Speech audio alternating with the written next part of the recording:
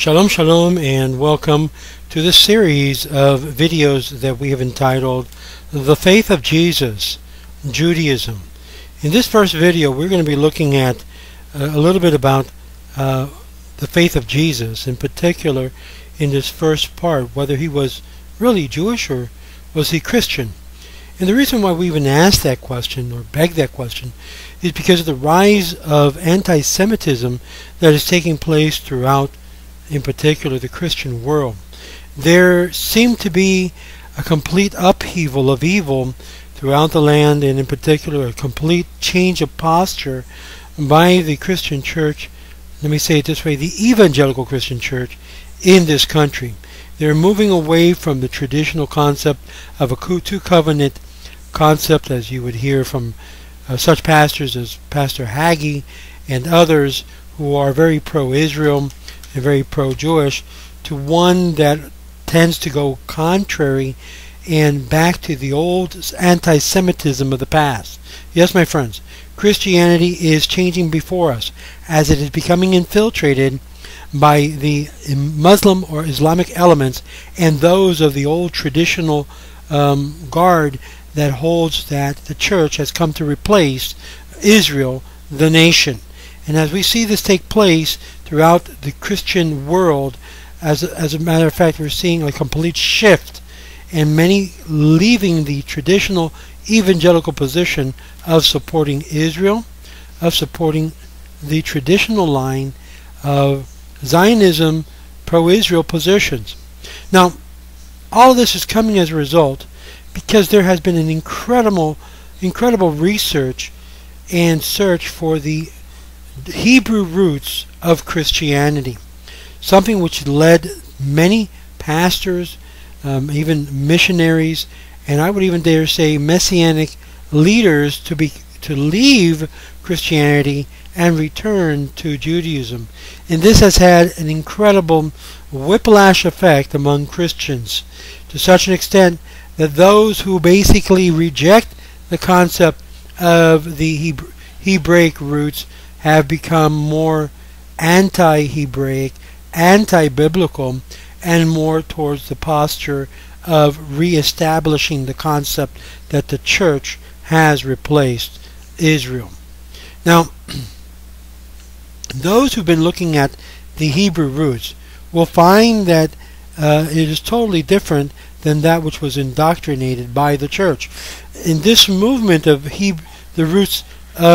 the Hebrew roots of Jesus and of Christianity has had an lasting effect, a profound effect, that even people have come to the point of negating the current modern day Jesus, who basically is in the same pen, as it were, of a Romanized creation. As a matter of fact, one of the books that we highly recommend is a book written by a historian by the name of Joseph Atwill in his book Caesar's Messiah, in which we will begin to look at a little bit in that how he describes this Christian Jesus as being the very image of Caesar. And here's we find the big difference. Now, of course, we ask the question, we beg the question. The question that we must ask is, the Jesus in which we're going to be looking at, is he a Christian Jesus, a Romanized Jesus, a Hellenized Jesus, or is it a Jesus that, as we look deeper into the actual text and manuscripts, is in fact 100% Jewish, 100% Orthodox, 100% traditional? And here we find such books that have come and become very popular as Rabbi Shmuley Boteach, Kosher Jesus, that you'll find that in Geffen Publishing. He is not the only one, obviously. You've had others who have come to his ilk in the Spanish world, who were pastors and all of a sudden became messianic leaders, such as Dr. Daniel Hernandez, who in his search to find the roots of the Jewish Jesus eventually began to Hebraicize all of the Spanish texts and even create his own New Testament called the real the real code, or the divine code. And he began to search as a Baptist pastor and began to start his own messianic movement. And he, of course, changed his name from Pastor Dr. Daniel Hernandez to Dan Ben Abraham. And, of course, he's now taken some other new names as Rabbi Dan Ben Chaim. And so there was many books written by him, including why the Jews reject Jesus. In this series, we're going to be looking at some of these arguments. And one thing is very clear as we begin to look is that these changes have converted Messianics, or actually Christians to Messianics, Messianics to a new group called the Netzratim, which comes from Netzer, the root, or those who follow the root. And some would look at this group as a complete isolated incident, as Dr. Brown mentioned in his show. Obviously they're not. The movement is growing to such a leap and bound that many in the Hebraic movement of the roots of Jesus, the Hebrew roots of Jesus, are becoming Nazarites. Now, what is this movement, the Netzratim? It's a movement that denies the divinity of Jesus and only looks at Jesus as a rabbi figure, very similar to how the Lubavitcher movement looks at their Rebbe as a potential Messiah.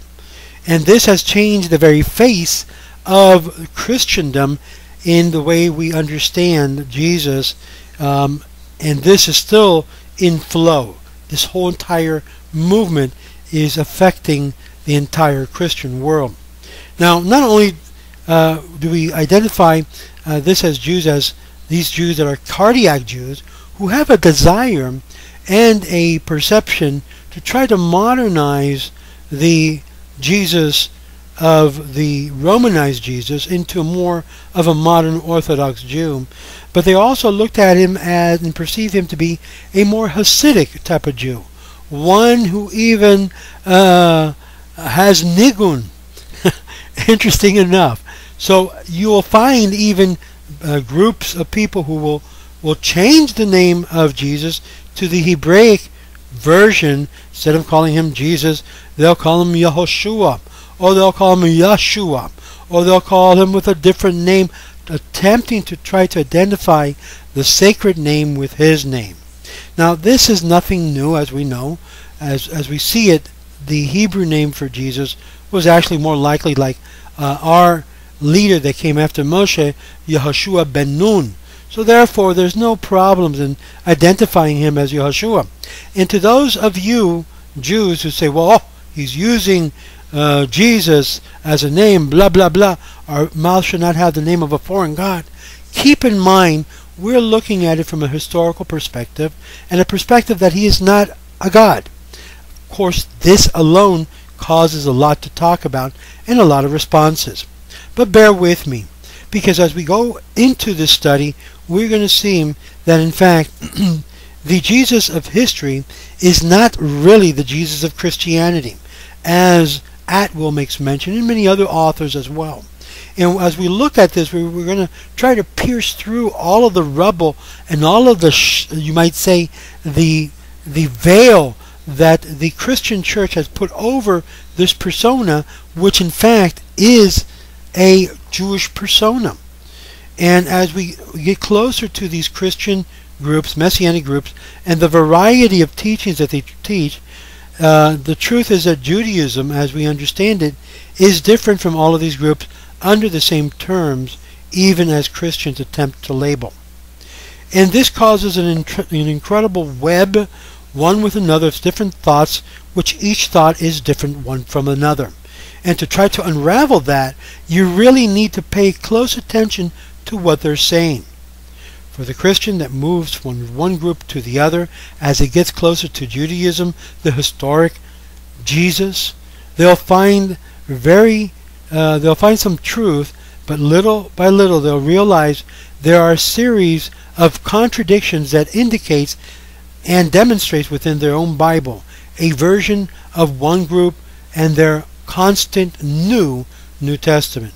What I'm going to try to do is something that we see that even the Rambam speaks about in his Sefer HaMitzvot, Mitzvah 54, concerning to make them feel that of the seed, those are the seeds of Esau, that are strangers that can convert to Judaism, as we see in Deuteronomy 23 verse 8.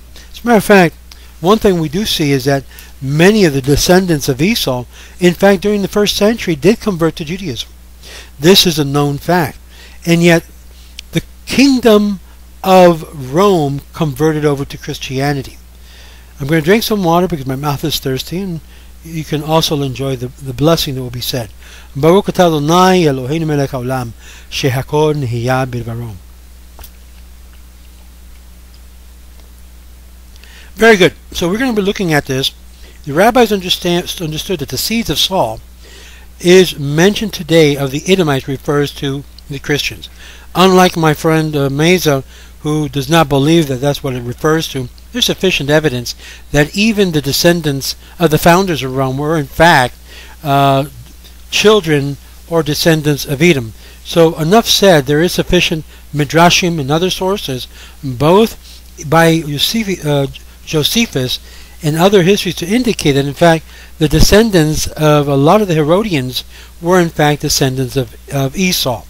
So when the entire kingdom converted over to Christianity, in fact the Edomites were converted by and large to the kingdom of Christianity, thus equating what we would call the Edomites into the Christian kingdom.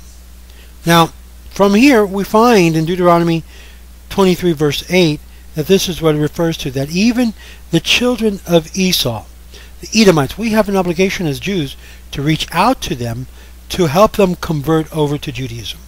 Those of you who don't understand this concept of conversion, yes, my friends, early Judaism taught proselytizing of those in their area, in their circumference, in their area of reach. And unfortunately today's rabbis, who have no footing whatsoever to deny the fact that there is the necessity, not only necessity, let me say this, there is no prohibition to proselytize to other people, other nations. The fact that they teach that Judaism was never a proselytizing faith is the biggest Bubba Meiser that they have brought over to many people. Let me say it again.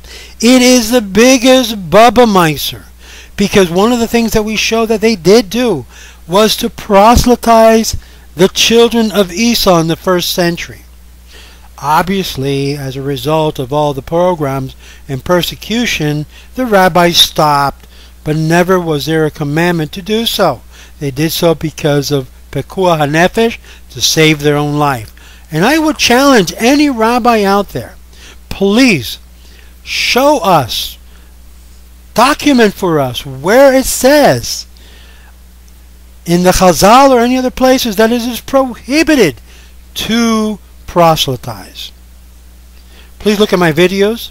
We find that no such case takes place. The Rambam even goes to the point in his Hilchot Melachim to indicate that even before they should be taught the 7 Noachide laws, the world should be given the option to convert. If they don't wish to convert, then you offer them the 7 Noachide laws.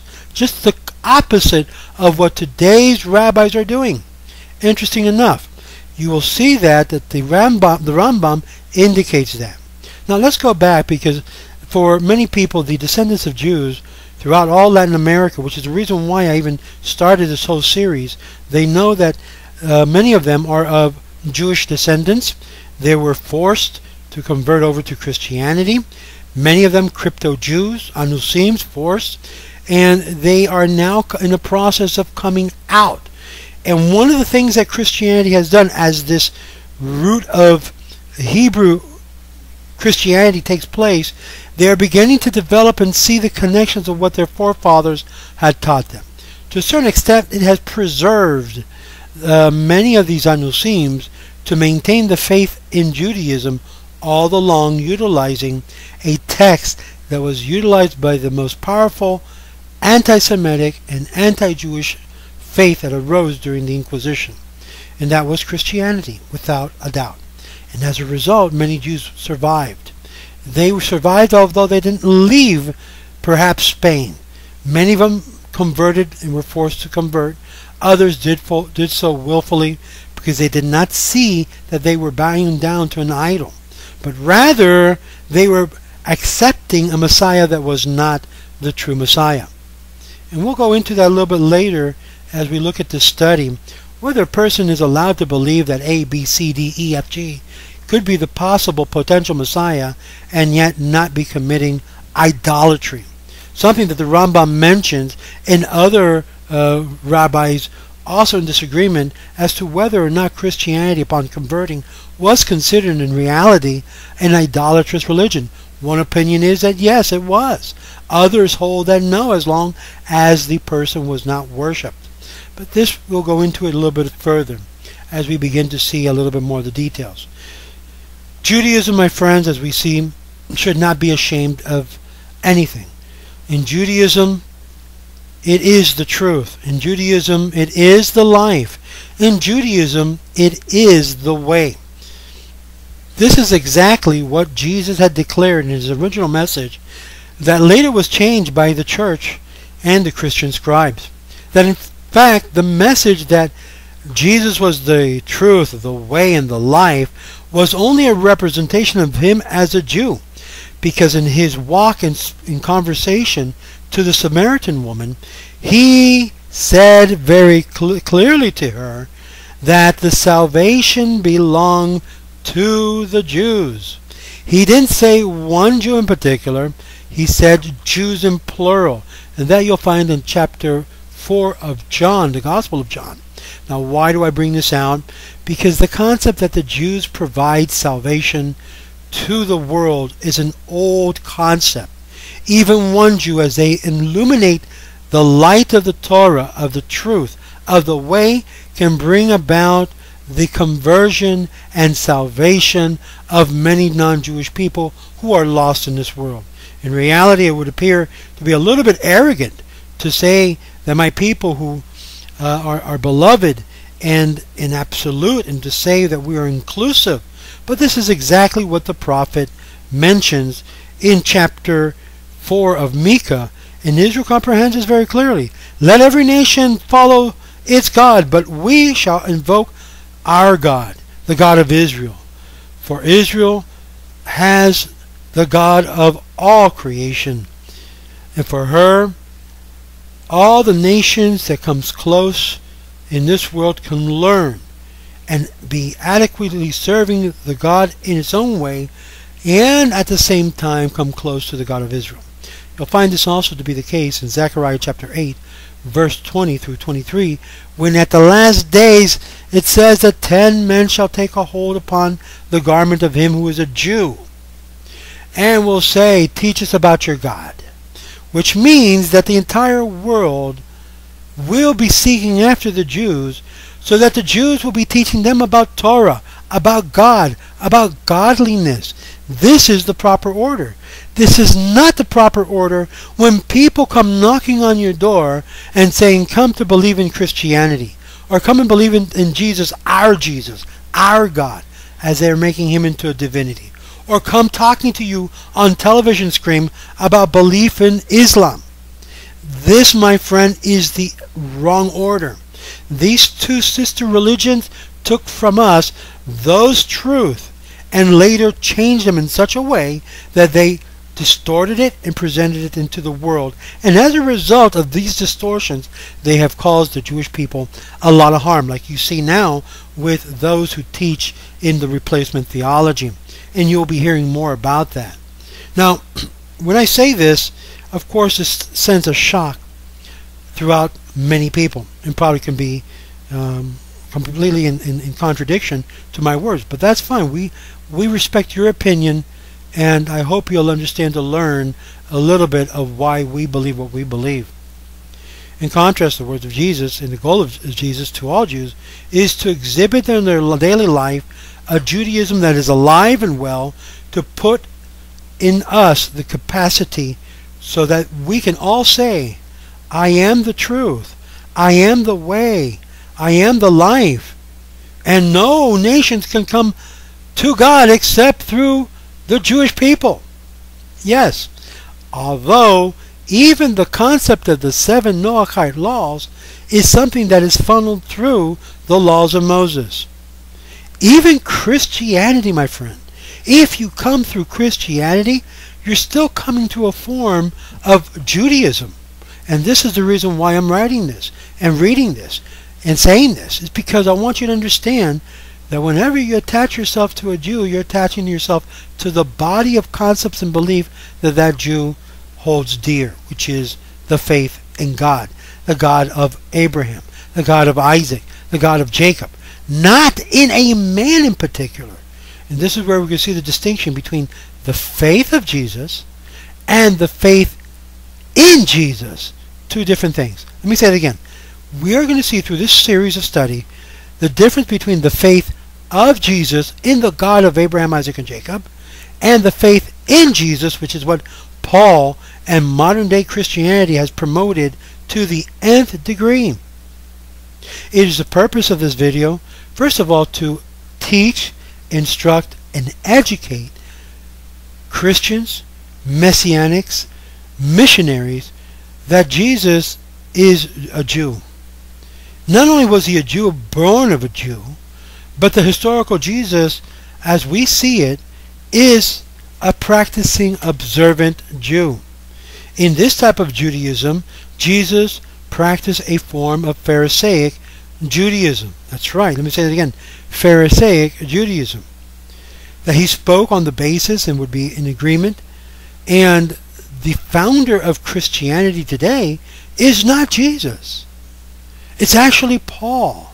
It's actually the Roman Christian Church that changed the entire message, the entire good news that Jesus taught, and made it into a different message, as you'd see today.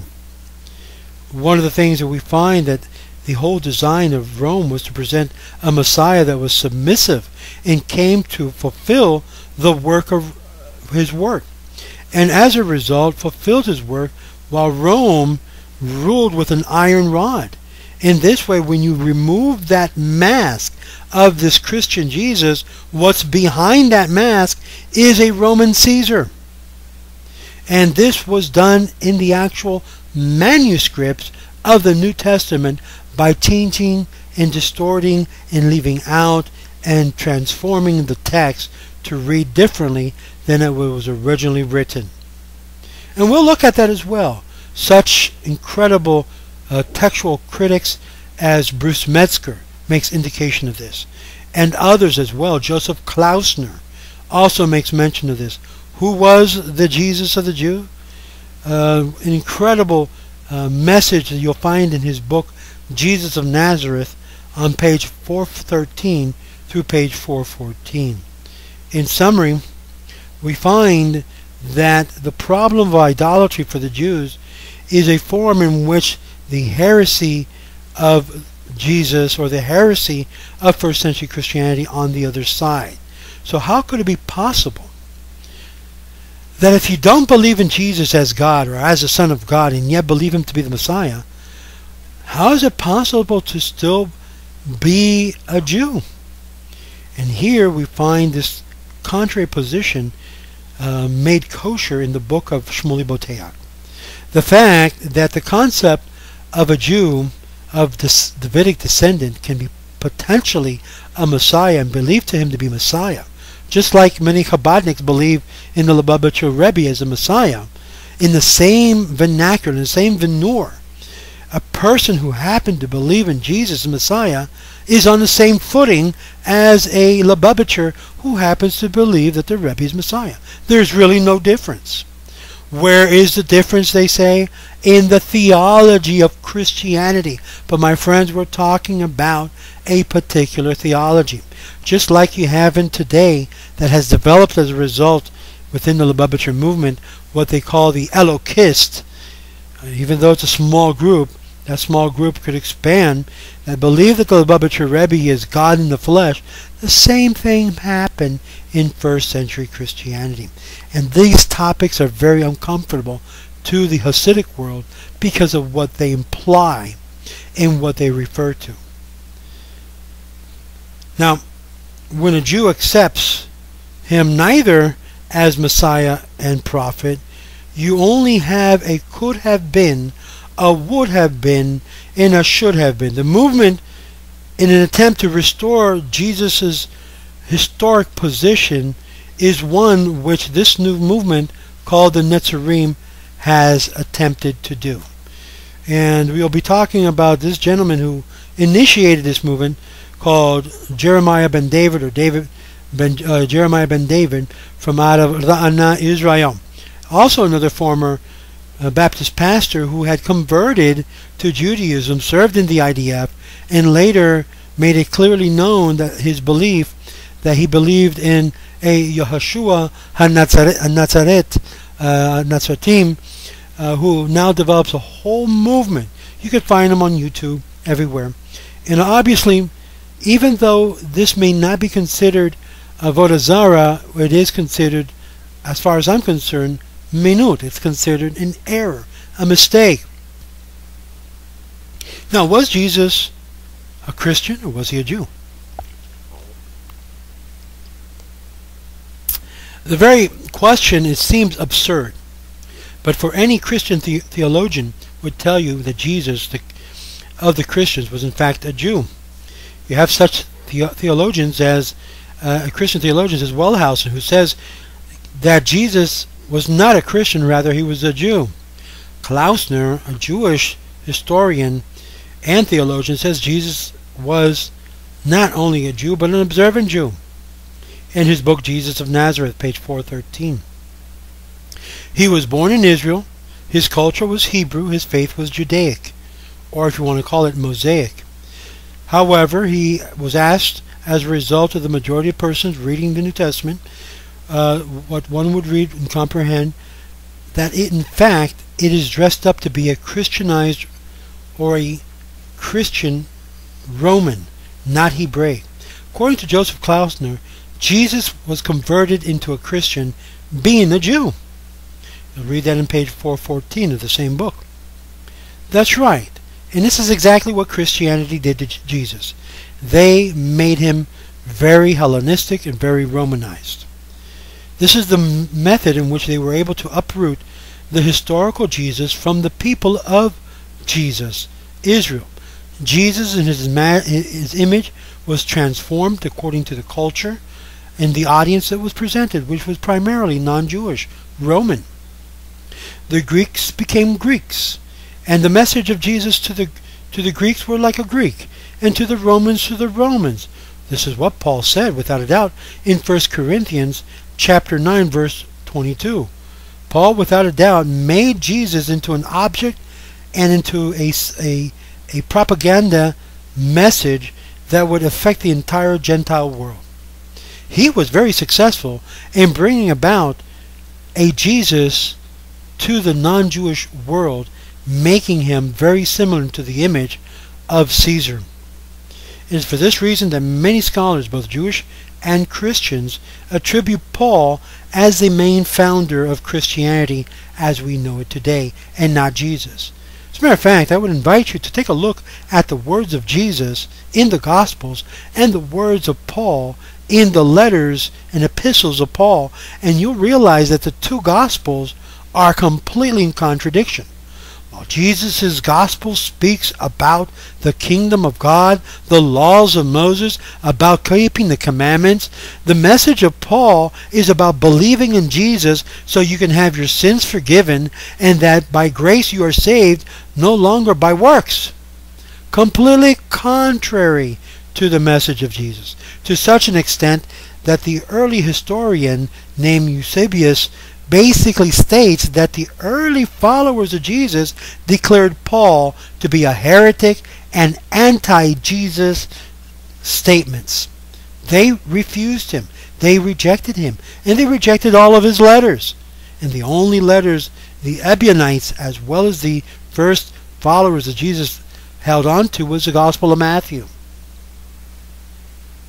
Now we have to understand that this process of different sources came came to realize that they attempted to convert the Jewish Jesus into a Christian one, and the history marks this transition.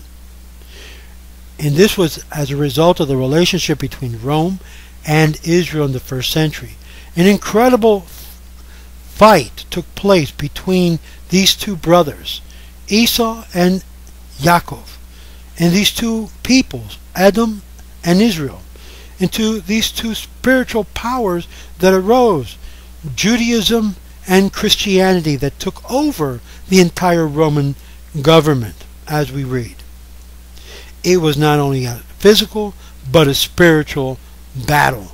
Till this day, the image of blood, the image of death, is one which marked the children of Esau.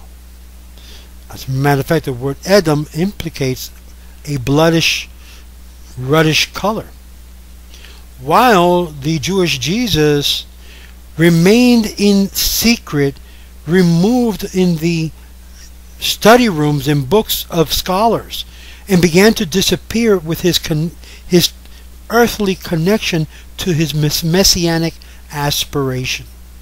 But these two Jesuses speak much more than just that he was just a one and the same man.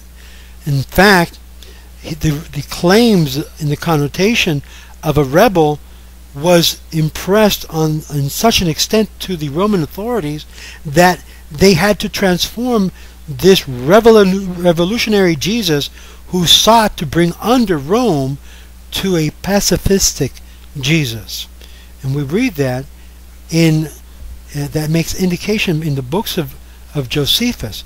And it's interesting enough that the historian Joseph Outwell, in page 159 in all and following, makes mention of this fact in his book Caesar's Messiah.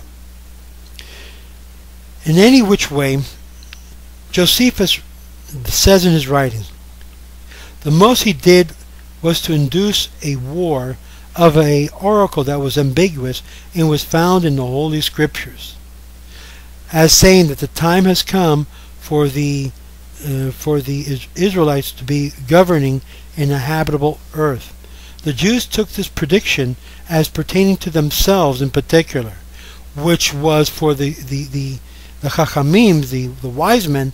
It was all deception to determine, in its determination, because this oracle or prophecy certainly denoted not that the Jews would rule, but rather that the dynasty of Vespasian was to be assigned and anointed. The idea of the generation of a king and hero of a virgin divinity has its birth in the tradition of Rome, not in Judaism. And you can look at this in the book, The History of the Synoptic Tradition.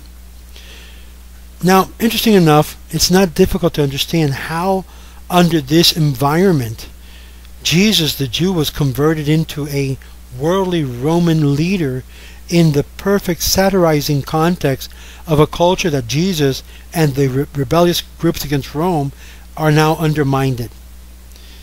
This is exactly what Joseph Outwell establishes in his treatment of Caesar's Messiah. That in fact Rome was able to usurp the prime materials and an original manuscript in order to change it, since it was always this that they did to their enemies. They took the manuscript, they created a storyline, and they were able to undermine the very enemies by recreating and reconstructing who was the leader in history. We know that is also the case in point with many of the reconstruction in our history, both in Christianity as well in Judaism. Now, creating a narration parallel to much of the events that led Jesus the Jew and that of the emperor, or the Roman emperor, into the wars that refers to the groups of rebels in the messianic wars and rebellion, is something that Atwell does very well to present and has very strong argumentation. The problem, however, with this thesis is that although a lot of these parallels have implications throughout the scripture, especially having an implication on the manuscripts themselves that were written as the very text and basis of the Christian Jesus, accordingly, these groups all were segregated into different parties. And this is where we see a lot of these different segregations in different groups. Another incredible scholar wrote a book about the Dead Sea Scroll. His name was Israel-Darchei. He mentions the same war of the pen, as it were, by the authors, by the Greek authors and pro-Roman, as Jews associated with Rome, in contrast to the zeal and the piety that was in opposition. I recommend you see the Messiah Before Jesus on page 29 through 24 in his book of Israel-Darchei, where he makes mention that the expression the Son of God had a distinct definition, but for the Hebrews it had a unique definition as a title of the Messiah King. But for the Romans, the expression God the Son made flesh was one which was very familiar with the Caesars and their religion of Caesars being divine, being God in the flesh. But we continue. Not only was it with a purpose to satisfy and to devour the people by changing it, it became a beast that basically stepped on all the entire planet and people, as it were an eagle, to satisfy itself. Not only did it devour the countries and the peoples which they conquered, but they brought uniformity in the political sense. They launched campaigns of propaganda and syncretism, religious syncretism, where they're able to unify, make uniformity the different religions that existed, so they all were cohesive, and cause the confrontations of power to stop and the ideals to become one. This was the power influence of Rome in the Roman power. Justin Martyr, a 2nd century Christian in the Common Era, who was also put to death by the Roman authority for his belief in Christianity or in the Christian norms, related how the regents, the Roman regents, declared death upon anyone who basically would read the prophecies of the oracle of Hystaspes. Although the penalty of death was his, and the friends continued reading these prophecies, according to Clements of Alexandria, who related the story of Paul of Tarsus, had recommended to read such lectures or such words. This is found in his book Justin Martyr, Apology 44, in which basically this entire prophecy and oracle was coming out, that in fact the ones that were to be anointed was to be the anointed one, was to be the Roman emperor. It was given to him the appointed time in order to rule and to stamp out.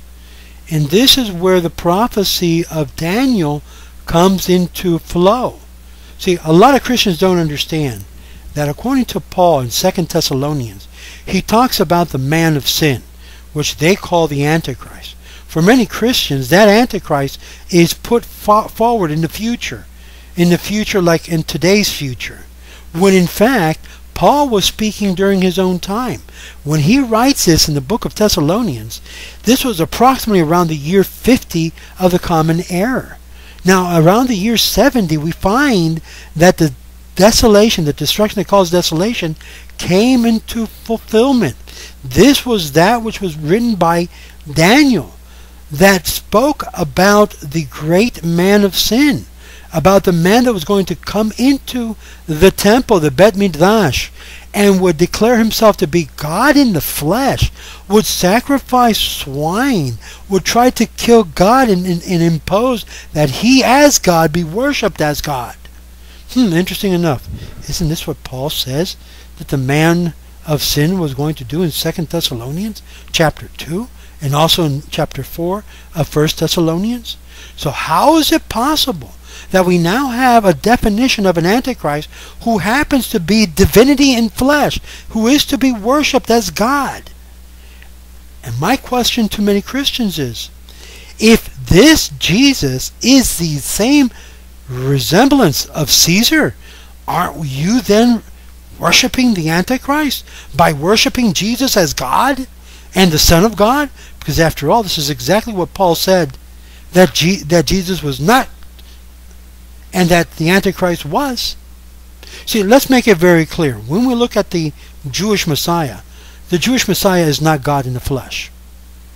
The Jewish Messiah will not ask people to worship him, will not ask that people pray to him. This is the Jewish Messiah. The Christian Jesus does all of that, just like the Roman Caesar had asked all of that. My friends, do you see the comparison here? Read 2 Thessalonians. Tell me if I'm wrong. And you'll see that I'm not wrong.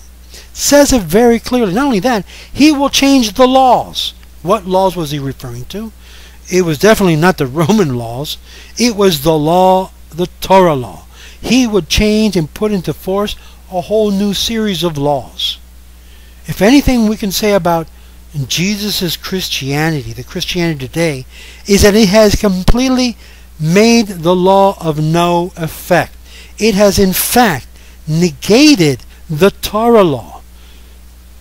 With this said, the Jesus of history, the Jewish Jesus, never did that. So the biggest claim that the Jewish Jesus has is against the Christian church. Why have you changed my law? Why have you changed my words? Why have you perverted what was said of me? You see, the church has an incredible guilt that's coming to be judged, because it has distorted the manuscripts themselves. You say, well, Moshe, how do you know that? Well, within the first 3 centuries, there was a Christian gentleman named Ignatius, who had to write to the church of the Philadelphians, who all of their manuscripts that they had archived, they complained to him and said, Ignatius, all of the archives that we have here is full of corrupted additions and changes. How can we trust it to be reliable? What would you answer? I'll tell you what Ignatius answered. Ignatius says, oh, we have a better testimony way over there in heaven. Jesus, the one that's perfect. Well, that sounds very, very spiritual. But for those Philadelphians who had manuscripts that were perverted, could not tell the difference, what was the real message, it was of no good to them.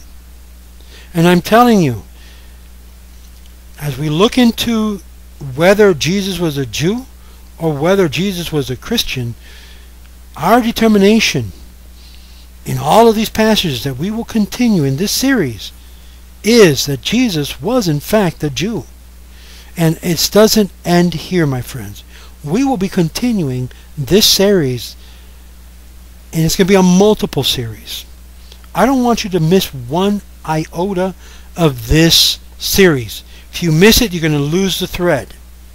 But you need to be here and watch it, because it's the difference between coming back to the truth of Jesus' message, if in fact you truly say you believe in Jesus. Because if you truly believe in Jesus, you're going to truly believe in his message, which is Judaism, 100%. And I'm going to show you through your own Christian Bible why Jesus taught Judaism and Jesus did not teach Christianity. So stay tuned. Don't lose out. Have your friends watch and invite them to be part of this channel of the Ways of Israel. Shalom, shalom.